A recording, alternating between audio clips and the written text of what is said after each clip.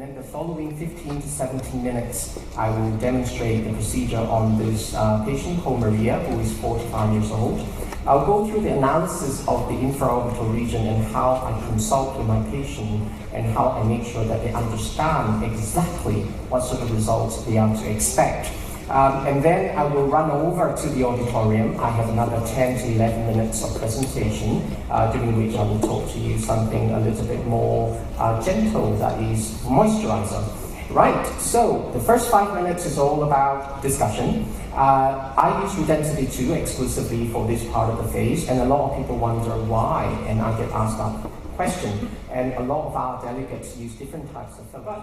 The more viscous the product, it's likely in this part of the face going to give you lumps and bumps. So if you're going to use something a little bit more viscous, you want to inject deep under the orbicularis oculi, and you want to choose your patient carefully, which means lumpiness is likely as a result of incorrect choice of filler and incorrect technique. So what does that tell us? That we need a filler that has been formulated in such a way that it contains the right amount of hyaluronic acid to give you the longevity and the lifting capability, the right percentage of crosslink to not give you lumps and bumps, but equally has enough lifting capability to show you the result, and one that will coat the under eye area without migrating all over the place. And it also means one that is predictable and consistent. Then, when you choose the right filler, you come to the technique, which is what today is. By the time somebody is aged enough to get tear trough deformity, they would have also undergone, firstly, bone resorption, which means there is flattening of the infraorbital floor, widening of the orbit, and loss of volume in the infraorbital fat cap. So if you're only filling the tear trough, you're neglecting other parts of the face. Alright? So this is the entry point number 1 and entry point number 2. And I've got a 25 gauge cannula, 50 millimeter, right? Thank you very much. And I've already cleansed Maria very nicely.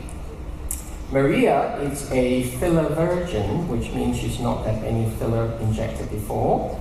Okay. To your left. Because I'm using a 25 gauge 50 millimeter cannula, I've got a 23 gauge blue empty needle. Okay, right, you want to pinch the skin. Okay, and now bevel up. And you want to control the speed very carefully.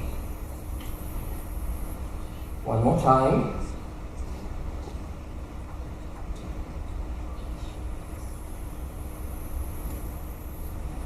Okay, and I won't do too much for now. We come to the second gentle massage.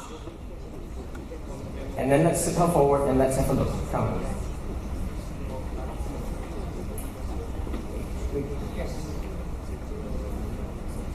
The other side? Yes. Can see a big difference. Bravo!